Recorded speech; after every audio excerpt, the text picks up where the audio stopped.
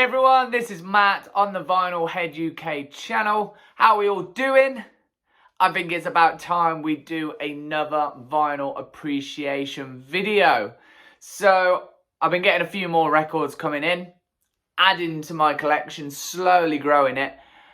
And I've pulled a more modern release, an album that actually came out in 2019 by a band that I've seen many times live. I've always enjoyed. I kind of lost my way a little bit with them, but let me show you what we got. So today we're going to be looking at Killswitch Engage, Atonement, and there it is. Look at that lovely artwork on that. There we go. So as I say, a 2019 release by the band. It is the latest record of theirs. This is a 2019 pressing, and it was put out by Metal Blade Records. This is now the 8th studio album. I think it's the 3rd since Jesse came back. So obviously Jesse Leach was the original vocalist for Killswitch Engage. He left the band back in the early 2000s, I believe it was. Howard Jones came in and did a few albums with the band. Howard then left, and guess who came back? Jesse Leach, back in the band. And as I say, I think it's the 3rd album now that they've put out since the 2nd stint with Jesse back in the band. So let's have a look at it, okay? As I say, it's got some really vibrant, colourful artwork. It's some of my favourite artwork on a record that I've got so far. It's like this winged lion, serpenty creature. It's kind of a cartoony-esque, I think, like a dark comic. Not your typical like kids stuff, but yeah, I really like it. Obviously we've got the Killswitch logo and the name of the record down there. It's really nice. I really like it. And then we're kind of carrying on that theme on the back. In fact, if we opened it up, we get the full picture right there. I think it's really cool. And then our track listing and all your usual stuff on the back there. Let's look inside, shall we? It is a gatefold. There we have it. We have the band, nice picture of the band, typical metal style picture of the band right there. Some abandoned warehouse or something.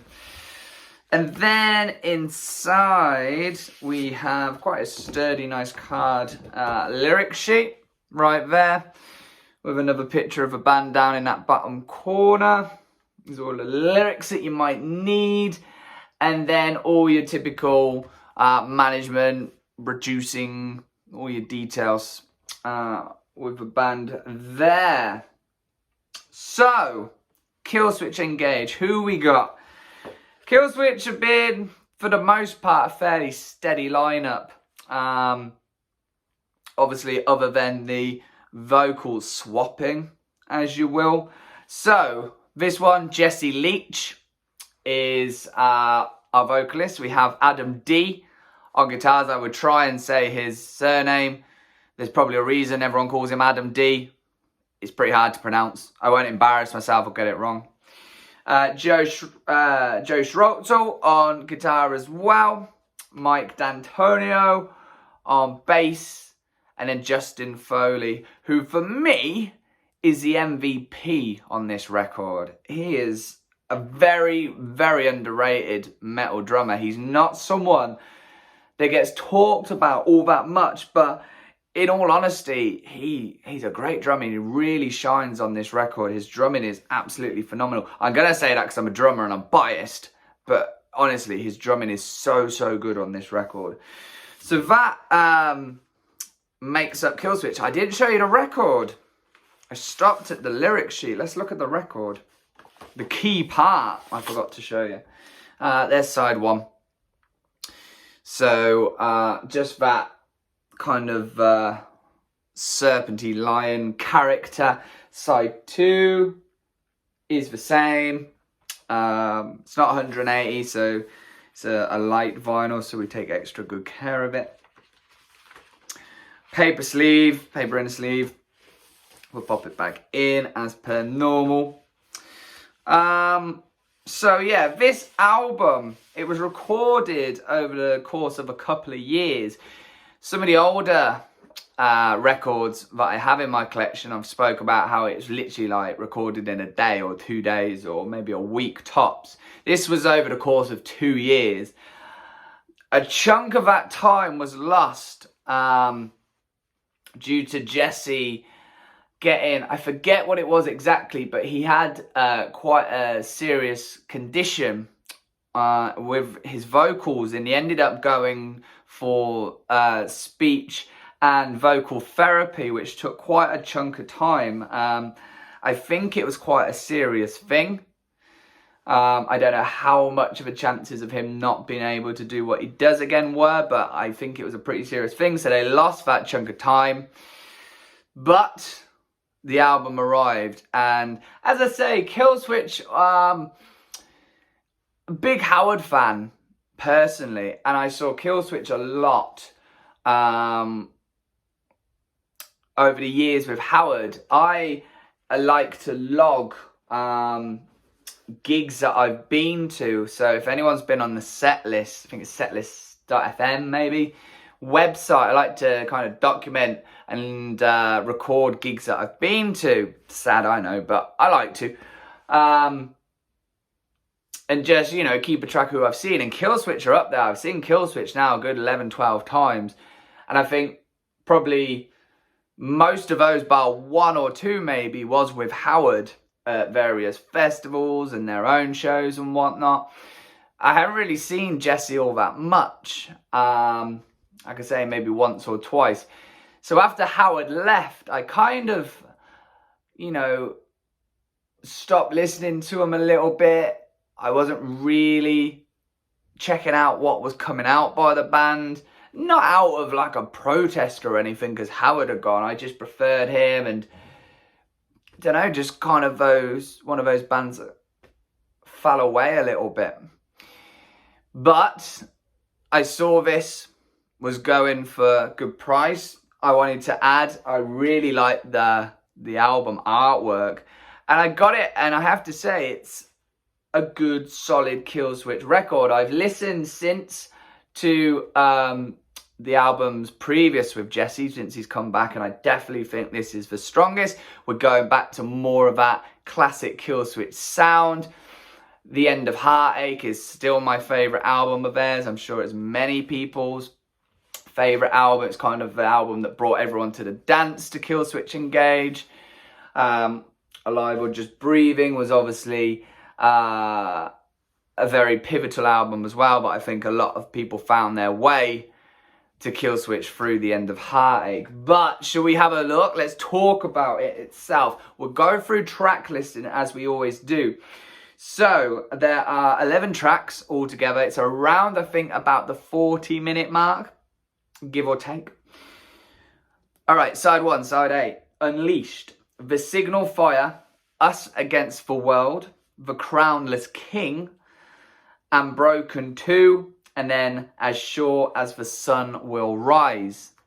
Flip it over onto the second side. We have Know Your Enemy, Take Control, Ravenous, I Can't Be the Only One, and then we close with Bite the Hand That Feeds, and that is Atonement. So as I say, we're going back to that more End of Heartache feel in some of the tracks. I think it's more what you would expect listening to Killswitch on this. There are a couple of guest vocalists as well. Let's work through the tracks and kind of, as I say, we're not going to review, but just talk about how they sound to me, what I think of them, without it going like too reviewy avenue. So Unleashed, it opens with this kind of metalcore-y breakdown. They are a metalcore band, there's no escape from that. There are elements which I talk about of a certain sound which I think has been pretty steady through Killswitch's career, but it has that metalcore-y breakdown. It's a mid tempo track. It's not too fast. It's not a slow track. And there's a pinch harmonic. Of course there is. It wouldn't be Killswitch without a pinch harmonic. We're not going into Zakk Wylde territory with Black Label Society or Ozzy, where there's a pinch harmonic every 2.6 seconds. No. But there is one in this, and you think, it's probably Adam D, because he likes pinch harmonics, especially when you see him live. Joel and Adam D do like their little trade-off pinch harmonics at times, so that's cool. The Signal Fire. We have our first guest vocalist. This is more of a in-your-face thrashy track. I would never say Killswitch are thrash, but they have elements of that. And we have a guest vocalist, none other than Howard Jones. He's come back for a guest vocal slot on this record. We've got Howard, we've got Jesse trading it off. I'm sure many Killswitch fans were very excited about that when that got announced. And yeah, it's a more of a thrashy track, and it's great to hear the both of them. You know, get the best of both worlds. If you love Howard, if you love Jesse, you get them both. What's to complain about, really? Us Against the World.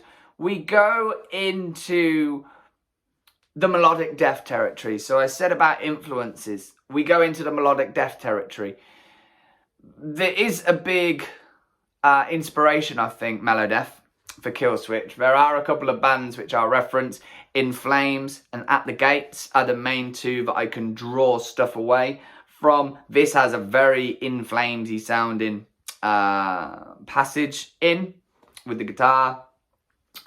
And as throughout this record, there is a lot of hooky choruses that you know, you will easily pick up and sing along to, especially with Jesse's clean vocals. He does a great job on his screams. I'm glad he got his voice sorted. There's some great screams, some more deathy growls as well.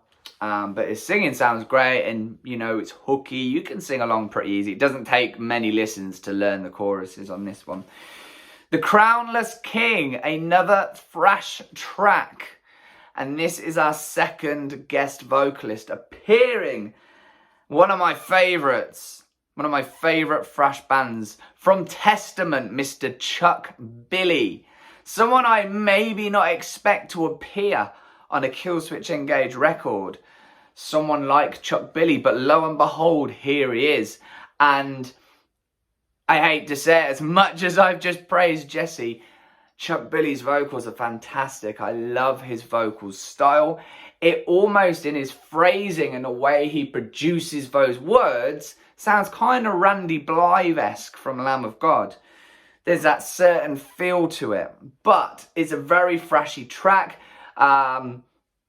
There's a really great riff towards the end, and then it goes into a very, I guess, stereotypical Killswitch Engage close. With that sound, it comes away in the latter part of the song from that thrashy feel. But to be honest, if you get Chuck Billy in, can you do anything other than thrash? I don't think so. Where are we? Am Broken 2. It has quite a ploddy melodic death intro. Again, we're drawing that reference from the Swedish scene. And it's quite dark lyrics. It's Jesse opening up, reading through the lyrics. It's Jesse opening up about his mental health problems, something that forced him away from Killswitch the first time round. He opens up. He shows that he has that side, that it's problems he went through. And it's probably the most open, honest vocal, lyrical content on this record altogether. And then, As Sure as the Sun Will Rise. This is probably, for me on this, the closest track that could easily jump onto the End of Heartache, or even Alive or Just Breathing. I think it's really going back to those two records. It wouldn't sound out of place on either of those.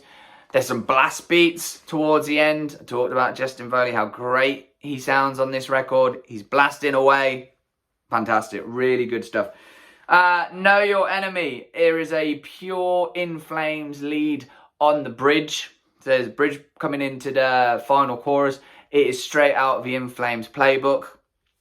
I keep referencing the melodic death scene, the Gothenburg scene and whatnot.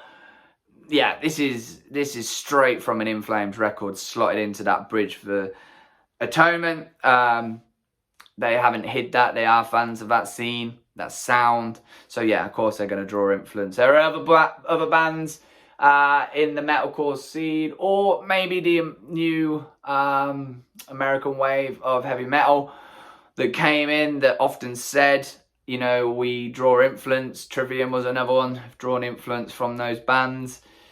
It's a good place to draw influence. I love melodic death. There's a lot of great melodic death bands out there. You know, the Americans are kind of coming in and stealing a little bit that European sound. Take Control. Again, another melodic death inspired chorus here. It's hooky, it's catchy again. It's one of those, it won't take long for you to sing along to. After a couple of listens, you'll pick it up pretty quick. Ravenous. Again, it's old style Killswitch. It's got this chuggy riff on it. It's got the breakdown. It's got a nice melodic guitar going over the top. It's got a big chorus. It's everything that I've already talked about. It's kind of repeating itself. I'm repeating myself anyway with how it sounds.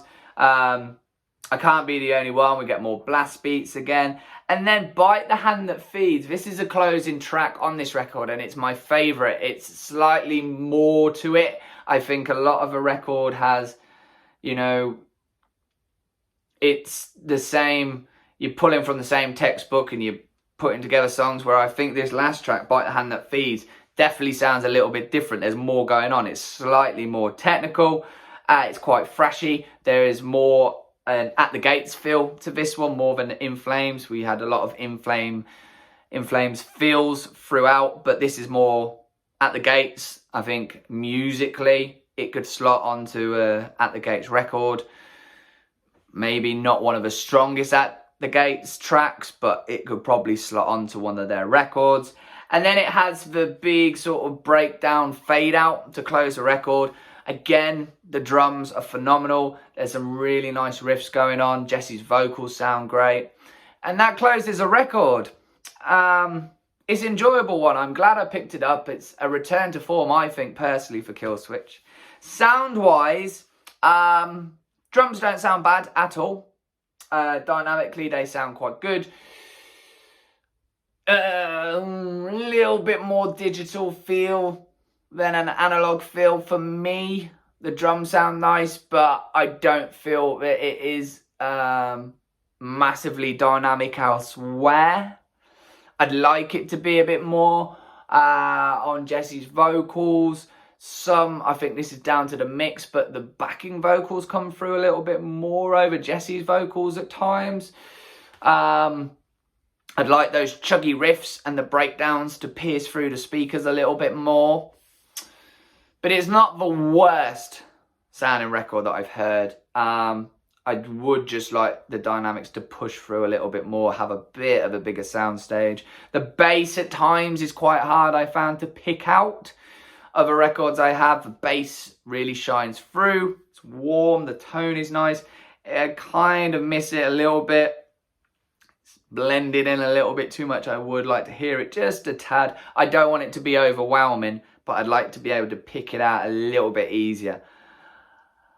I'm sure down the line they'll probably reissue, maybe even a remaster. I think that's many years away before we start seeing that sort of stuff. Maybe it's worth picking up again, seeing if they've just pushed the dynamics through a little bit. But having said that, just going musically, it's definitely an enjoyable record. I'm glad I got it. I will look to pick up more Killswitch records. I'd like to go back and get those Howard era ones, definitely. And have the End of Heartache blasting through my speakers and the whole street to hear it. But Atonement by Killswitch Engage, there it is. Go and pick it up. Remember, click subscribe. Let's build this channel as much as we can. Go and spread the word about the channel. Thank you everybody that has subbed so far, and the comments and the likes, much appreciated. Continue hitting that like button. Go and smash the bell. Get all the notifications for when content goes live.